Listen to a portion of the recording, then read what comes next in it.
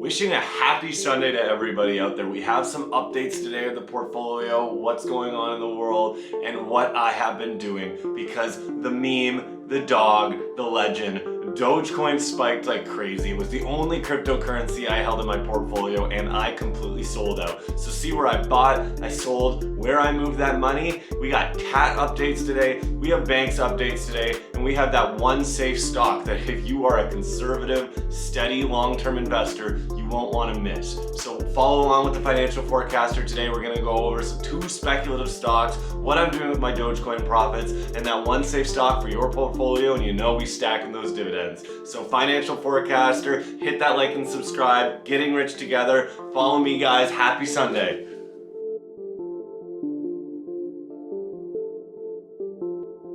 All right, the first thing up on the docket, because everybody's talking about it, Dogecoin. Now, I had sold out of my Bitcoin position, I had sold out of my Ethereum position, and I held Dogecoin at an average of 6 cents. I had about $200 into it. It was kind of a joke. I just wanted to hold into it. I thought that it was a fork off of Litecoin. It had some unique characteristics of it.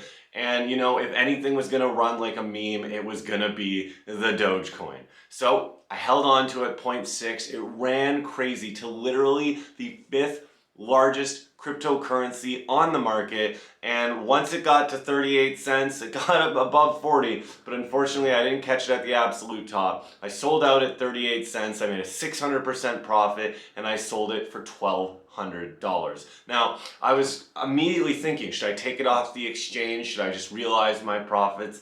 And I would like to still be exposed a little bit to the cryptocurrency space, but as I've seen the stability of these coins coming in, the institutional investors coming in, I took that 1,200, and with that giant fall, that 10%, 12%, 13% correction in Bitcoin yesterday, I shuffled that $1,200 into Bitcoin, and I'm just going to keep it there long term. I think that's the smart thing to do, and if it's not, it's a very small part of my portfolio, but I think it's good to have exposure there. So I took my Dogecoin money, and unfortunately I won't be part of the meme anymore. The volatility is crazy though for you crypto traders out there. So if you're looking for a coin that has to the moon potential, Dogecoin is your way to go. So what am I doing after the Dogecoin profits? Because we have a trading week, we have an earnings week coming up that is going to be very, very indicative of what's going to come for this earnings season. I think even Coca-Cola starts on Monday, and that is a very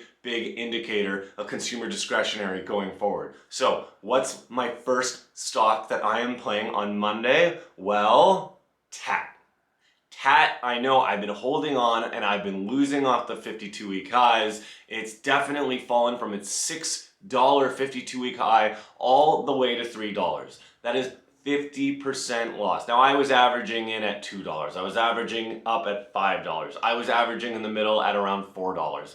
But it's definitely seen some weakness.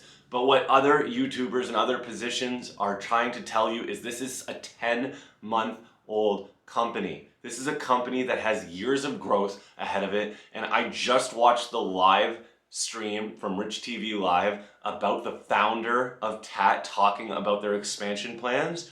I have never been so bullish on a stock in my life. And I know this is something that can get a lot of investors in trouble when they're so bullish on a company. And I'm going to be very careful with my position here. But listening to their expansions in the UK market and thinking that they're going to go into the Chinese market, that they're moving into America, that they just had their first $1 million plus sale, $1.2 million in Canadian, ain't no big deal. That is though a big deal. They are expanding to 38 states, vape stores, dispensaries, Crossmark going into convenience stores. They have a goal of being a $5 billion market cap company within 3 years. Now, I want you to put that in perspective. They are a $250 million market cap company today with rapidly growing e-commerce, store numbers, distribution networks, and expanding internationally. Taat is one of those companies that is small now, but you can see the trajectory that they're going to be on. I'm going to hazard this again. This is not a safe stock. They could crash and burn. So please take this with a grain of salt and do not just go blindly into this stock. It is a stock that could fail, but it is a stock that has to the moon aspirations. Now, I love saying that now. I think everybody in the world is hashtag to the moon, and you know what? It's a fun thing to say. But with this stock, it's something that I can realistically see hitting $20 to $30 a share within 3 years.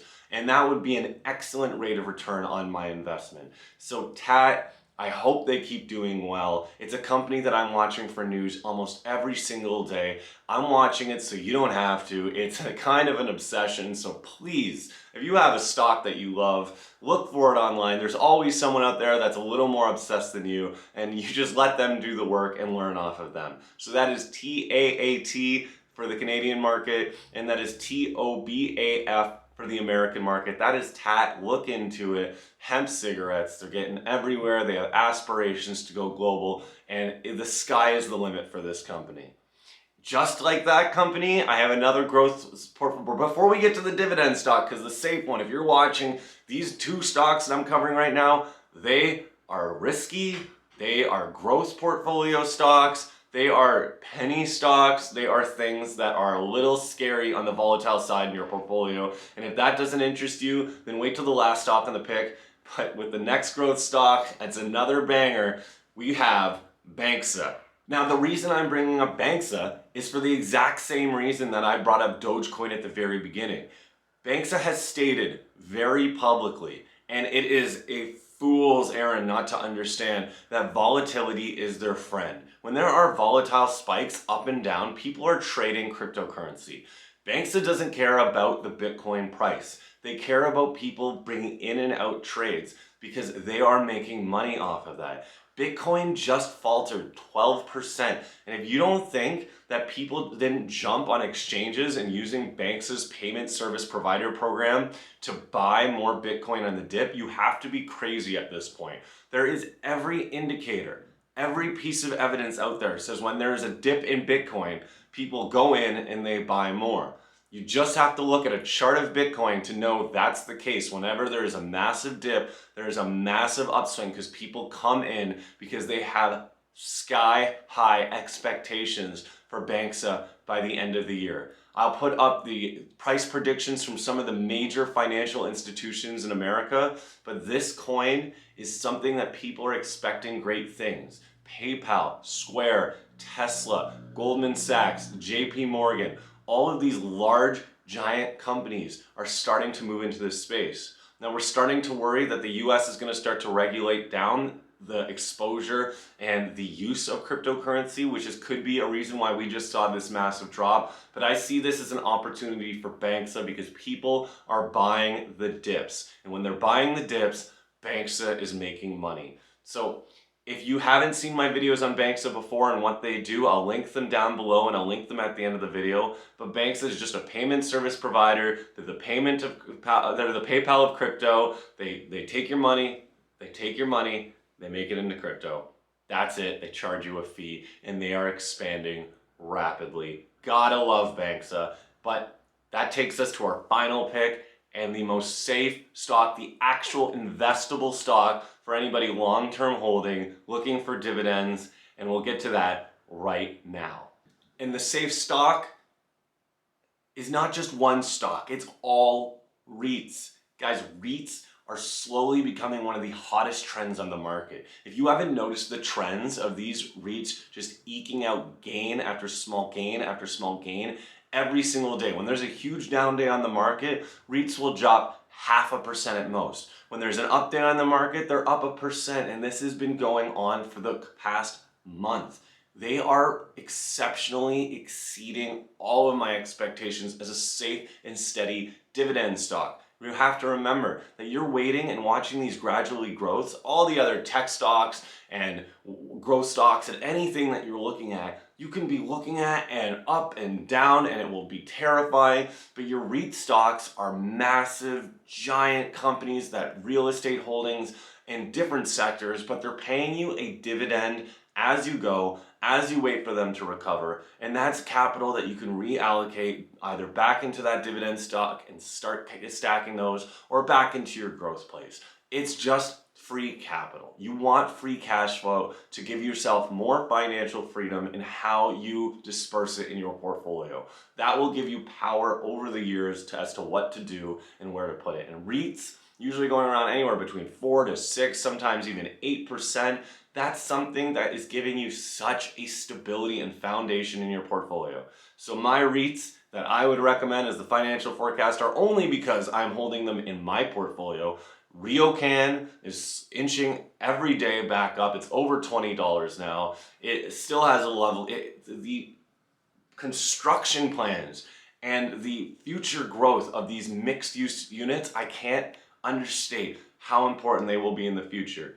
Granted, it's almost at all-time highs. It's fantastic. The company is one of the most well-run companies I've ever seen. Daniel Pronk just put out a video saying how much he is excited about the company's underlying assets, their future growth, and how they've been running their business in the future. And I couldn't agree more. I started a position well below $74, and if it goes anywhere near $74 again, I will be chunking it again. Now, he has a little bit of a rosier picture than me. He says if it corrects down to $63, he will be buying more.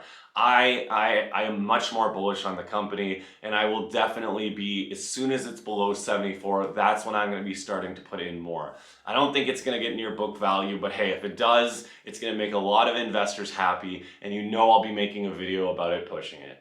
And the last one, for a lot of you passive investors that just want to pick an ETF, I use VRE, which is a Vanguard REIT ETF here in Canada. It holds some of the best. I love their weightings. I can deal with their management fees. As a VRE, and it's just a collection of the best REITs in Canada. And I think it's a great option for someone who wants to diversify in the REIT space, collect a dividend monthly, and just put it on autopilot. That's VRE. It's a great stock. So, time to end the video. The world today is getting a little crazy, guys. We have Turkey who is messing with crypto. We have the states that is absolutely killing vaccinations and returning to normal, which is amazing what Biden has done. Their infrastructure spending is going to start coming through. Their recovery plan is just absolutely blowing critics out of the water. It's making progressives happy. It's making the people happy. I don't think it's making the conservatives happy, but hey, what are you going to do? The country's on the right track, and that's the most important part. Canada taking a little bit of a backseat to the world right now. Vaccinations are slowing down, cases are going up. We really hope the best for Canada right now, especially in my home province of Ontario. Things are getting a little sketchy with the lockdown, but we are here, we are strong, we are optimistic that things are gonna work out. It's the only thing that we can hope for, right? Let's not be cynical, let's hope for the best, and let's hope everybody gets out of this and we get back to normal, or as close to normal as we can get, and keep being strong as a country, as a nation, and as a world. Let's get it done. This is the Financial Forecaster. Dogecoin out, too volatile. Bitcoin in, great drop long term. We got Banxa capitalizing as a financial service provider to the crypto space. And we have your favorite REIT plays, RioCan, Granite, and a good ETF to put on your money if you're a safe investor. So thanks for joining me this Sunday, Financial Forecaster. I'm gonna make a couple videos this week. I've been a little slow on it because work's changed because of the lockdown, but you know what? Let's get back into it. Let's make sure my portfolio and your portfolio are up to snuff, well balanced, well diversified, and let's keep those dividends rolling in. So that's Financial Forecaster. Hit that like, help out the channel, and have a great Sunday. Thanks for joining.